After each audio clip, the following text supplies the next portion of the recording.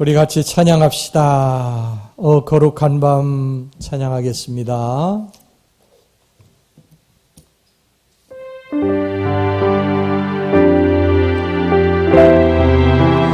우리 예수님을 찬양하고 경배합니다.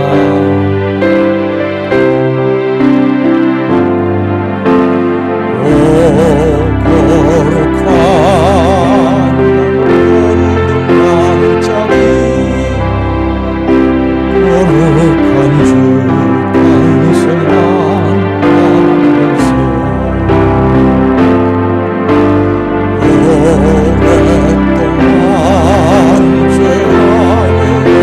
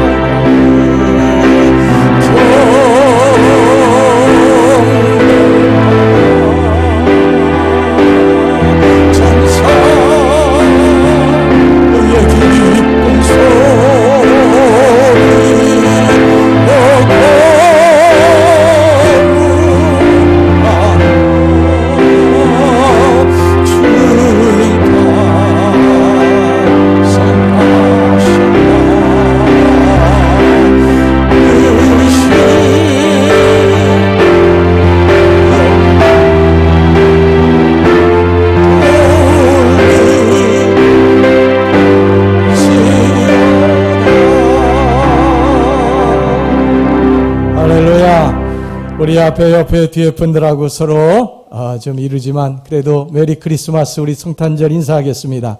할렐루야, 메리 크리스마스. 올해도 어느덧 성탄절이 되었습니다. 성탄절에는 우리가 선물을 나누고 이제 카드를 쓰면서 서로 기뻐합니다. 제가 어릴 적만 해도 선물을 받는다는 것은 꿈에도 생각지 못했던 일이었습니다.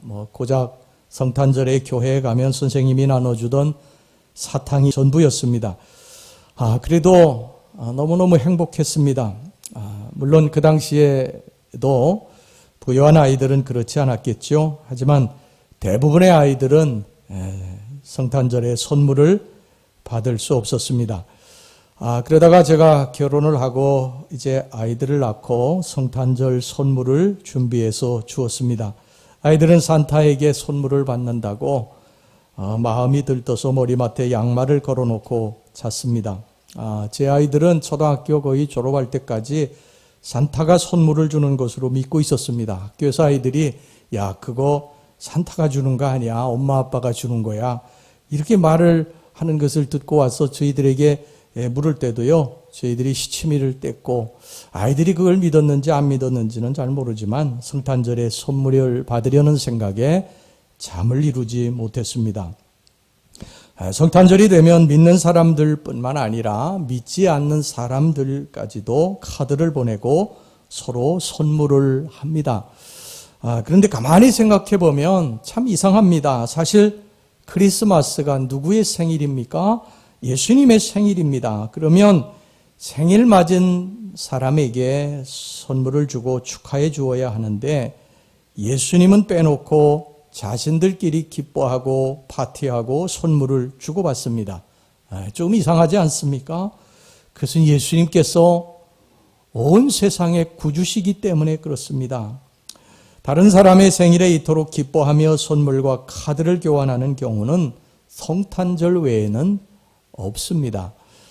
크리스마스라고 하는 이 말은요, 두 단어가 결합된 말입니다. 크라이스트 플러스 메스.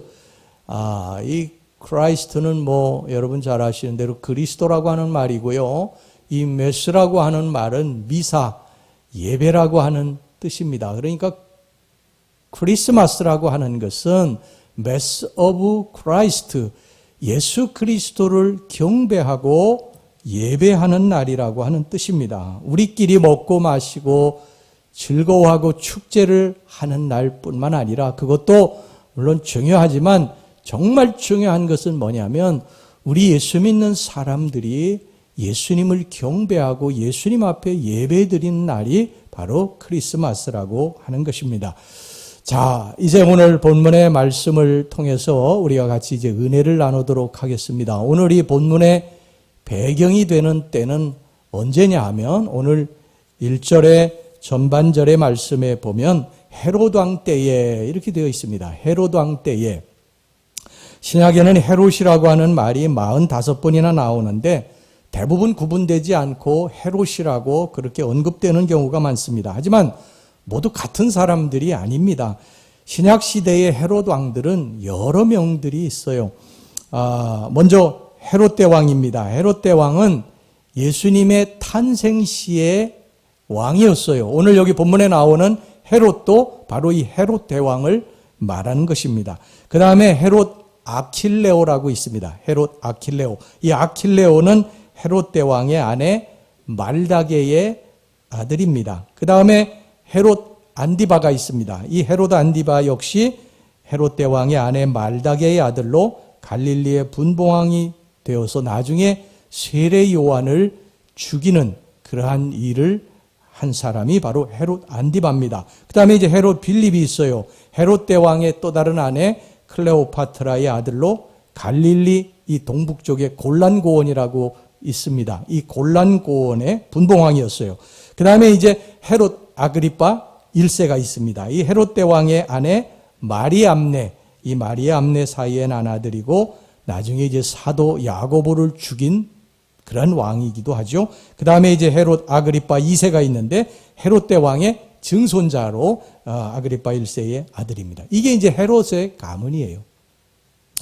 그 다음에 이제 예수님께서 어디 나셨다고 성경이 말씀을 합니까? 1절 중반절 보면 유대 땅 베들레헴에서 나셨다고 말씀을 합니다. 예수께서 유대 베들레헴에서 나심에, 이 베들레헴이라고 하는 지역은 구약의 에브라다라고 하는 지명으로 그렇게 불렸습니다. 물론 이제 베들레헴으로도 불렸습니다만 많은 경우에 에브라다 이렇게 베들레헴이 불렸습니다. 예루살렘 남쪽에, 남방에 약 8km 정도 떨어진 곳에 이 베들레헴이라고 하는 지역이 있는데, 이 베들레헴에서 메시아가 날 것이라고 하는 그 선지자들의 예언이 있었고, 그리고 이 베들레헴의 그 유명한 다윗 왕이 출생을 하게 되죠. 다윗 왕의 고향이기도 합니다. 이 베들레헴이라고 하는 말은 떡집이라고 하는 말이에요. 떡집.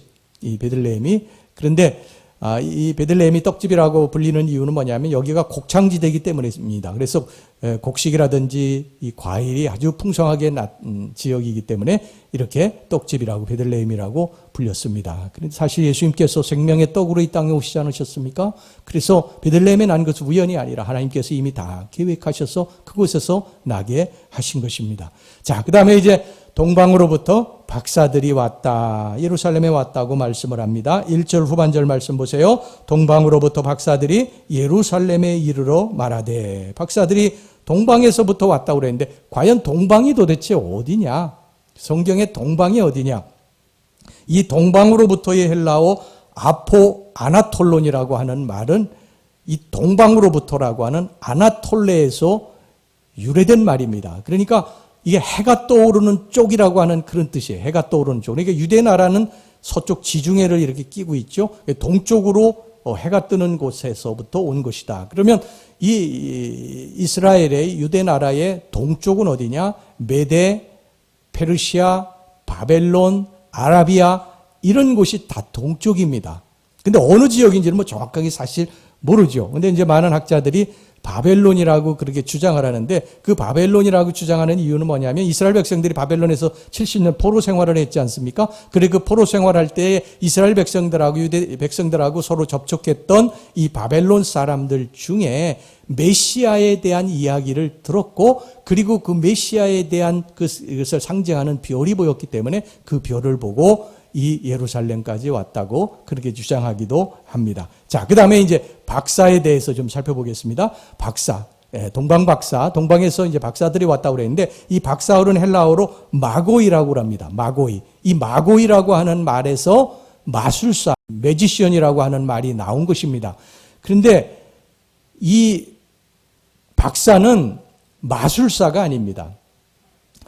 점성술사가 아니에요. 그들은 꿈을 해석해주는 힘을 가진 메데나 파사 또는 바벨론의 제사장을 언급할 때 주로 사용이 됐습니다. 다니엘서 2장 2절 말씀 보겠습니다. 왕이 그의 꿈을 자기에게 알려주도록 박수와 술객과 점쟁이와 갈대아 술사를 부르라 말하며 그들이 들어가서 왕의 앞에 선지라.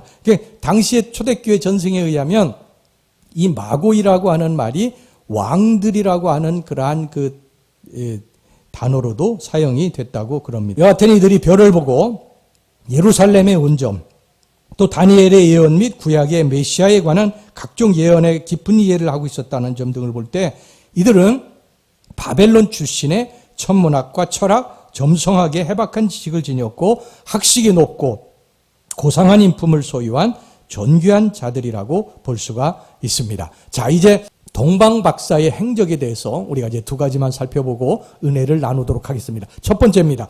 이 동방 박사들은 동방으로부터 아주 먼 길을 별을 보고 이 예루살렘까지 왔습니다. 왕을 경배하러 온 거예요. 자, 오늘 본문의 1절, 2절 말씀 우리 다 같이 한번 읽어보겠습니다. 시작. 헤롯 왕 때에 예수께서 유대 베들레헴에서 나심에 동방으로부터 박사들이 예루살렘에 이르러 말하되 유대인의 왕으로 나신 이가 어디 계시냐? 우리가 동방에서 그의 별을 보고 그에게 경배하러 왔노라 하니.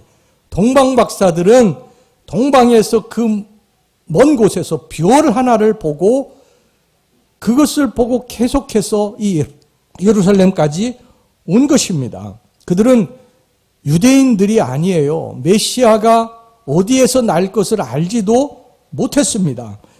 메시아에 대해서도 정확하게 알지 못했어요. 그럼에도 불구하고 그들은 별 하나만 바라보고 그 먼 길을 왔다는 것입니다. 그런데 여기 성경의 본문에 보면 거기 살고 있는 유대인들은 그렇지 않았어요. 메시아가 어디에 날 것을 정확하게 알고 있었습니다. 오늘 본문의 4절서부터 6절까지 말씀 보시기 바랍니다. 왕이 모든 대제사장과 백성의 서기관들을 모아 그리스도가 어디서 나겠느냐 물으니 이르되 유대 베들레헴에 오니 이는 선지자로 이렇게 기록된 바 또 유대 땅 베들레헴 안오는 유대 고을 중에서 가장 작지 아니하도다. 내게서 한 다스리는 자가 나와서 내 백성 이스라엘의 목자가 되리라 하였음이니이다. 그러니까 이들은 메시아를 알았습니다. 메시아를 알았어요. 어디에서 날 것도 알았습니다. 그가 이스라엘의 목자가 될 것도 알았습니다. 그럼에도 불구하고 그들은 메시아를 찾아가 경배하려 하지 않았어요. 왜 그러냐면 예수가 메시아라는 것을 인정하지 않았기 때문입니다.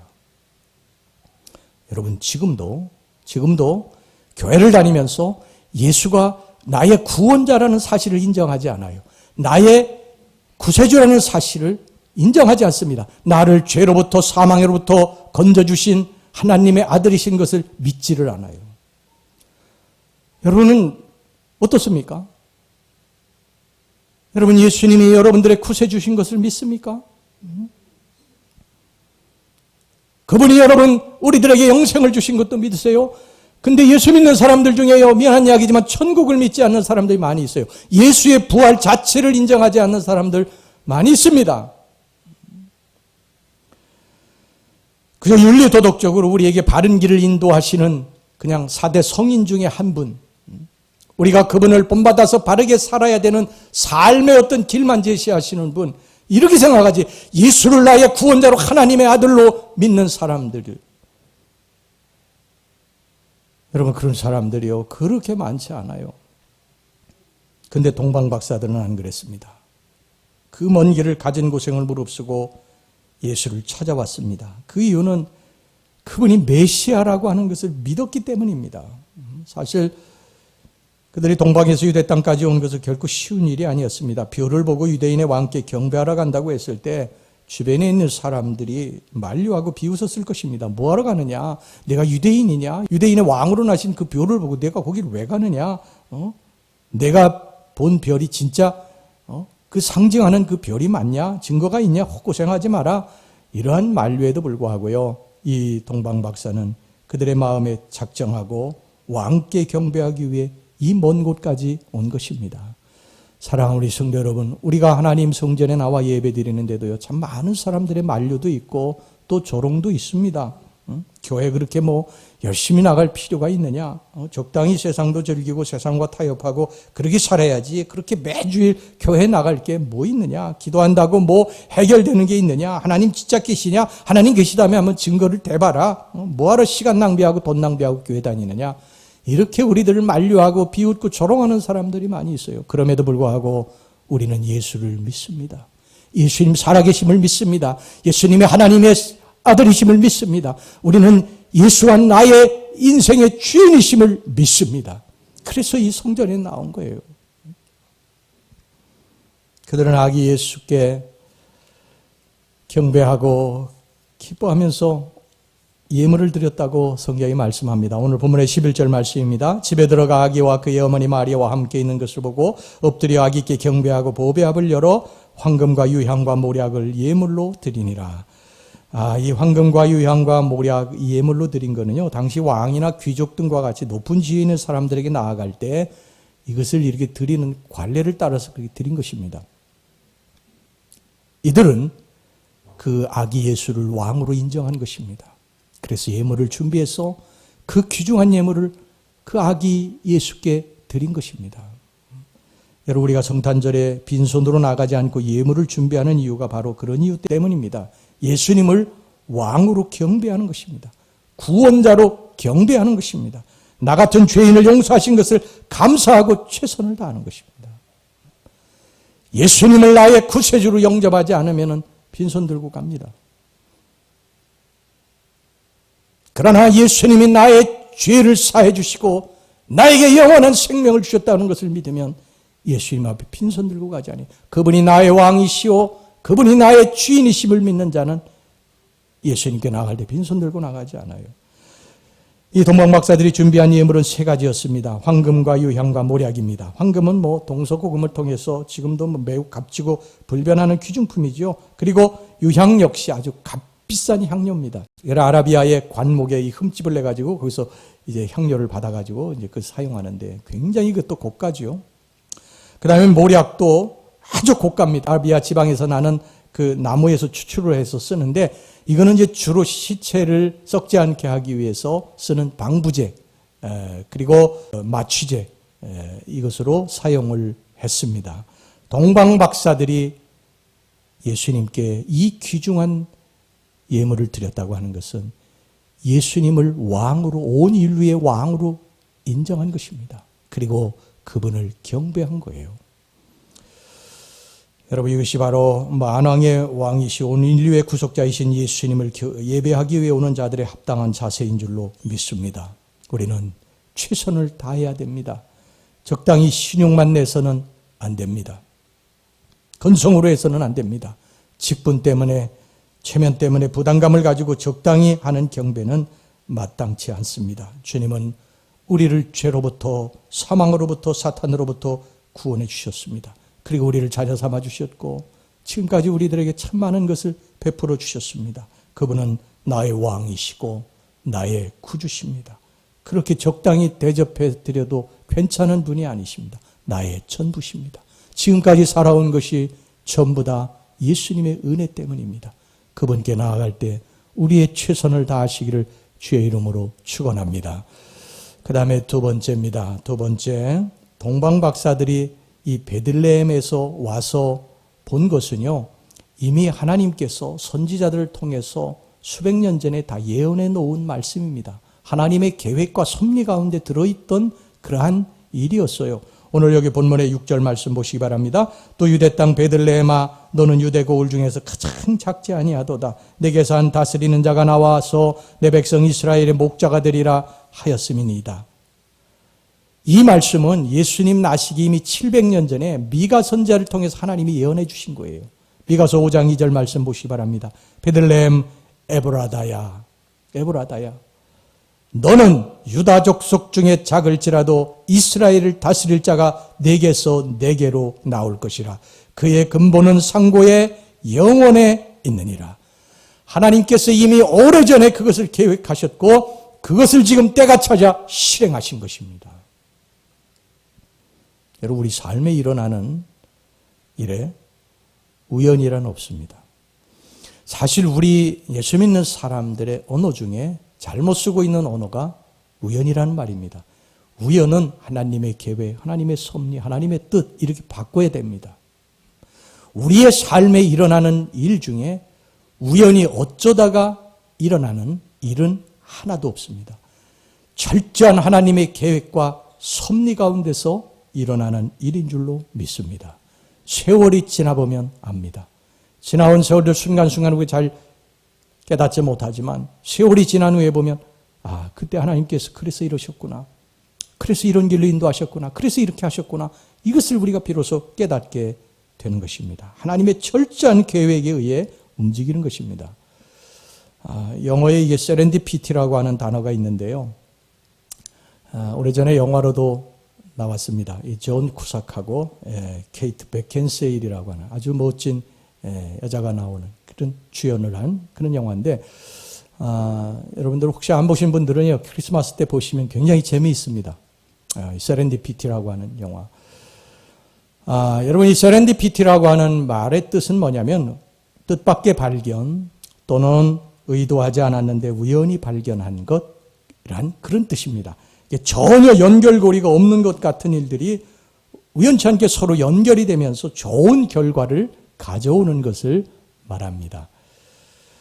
19세기 말 스코틀랜드의 한 시골 마을에 플레밍이라고 하는 가난한 농부가 살고 있었습니다. 어느 날 그가 밭에서 일을 하고 있는데 갑자기 그 옆에 늪 근처에서 아이의 비명소리가 들렸어요. 그래서 그 농부가 일하던 것을 멈추고 그리로 달려가 보니까 한 아이가 늪 속에 빠져가지고 막 허우적대고 있는 것입니다. 그래서 그 농부가 그 아이를 늪에서 건져주었어요. 생명을 살려준 것이죠.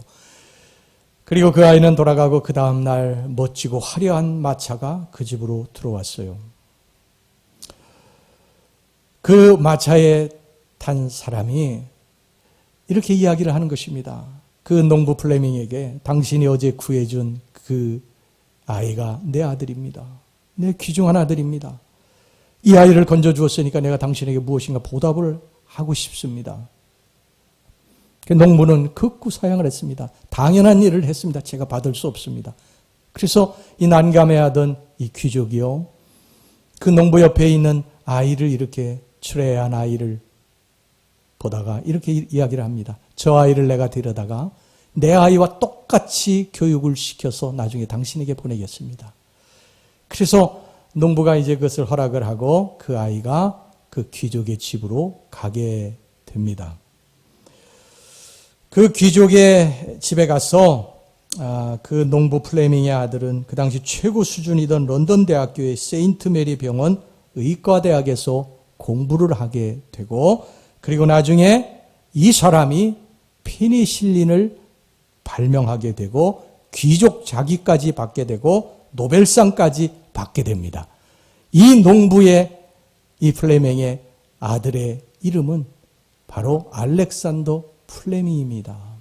그 페니실린을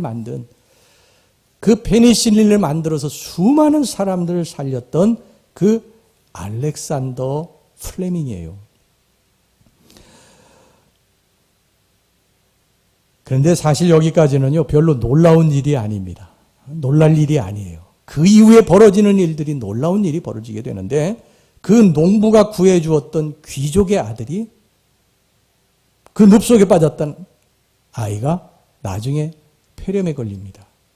그 당시에 폐렴에 걸리면 다 죽었어요, 거의. 지금도 폐렴은 사실 무서운 병 아닙니까? 그런데 페니실린이 발명이 되었기 때문에 그 아이가 생명을 건질 수가 있었습니다.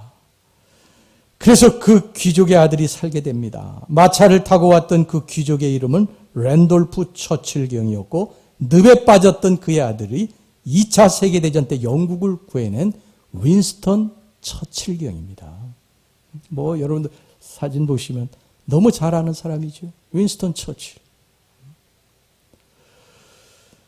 이것을 여러분이 한번 생각해 보겠습니다. 그날 이 소년 처칠이 늪에 빠지지 않았더라면 어떻게 됐겠습니까? 농부가, 플레밍이 그 아이를 늪에서 건져내지 않았다면 어떻게 됐겠습니까?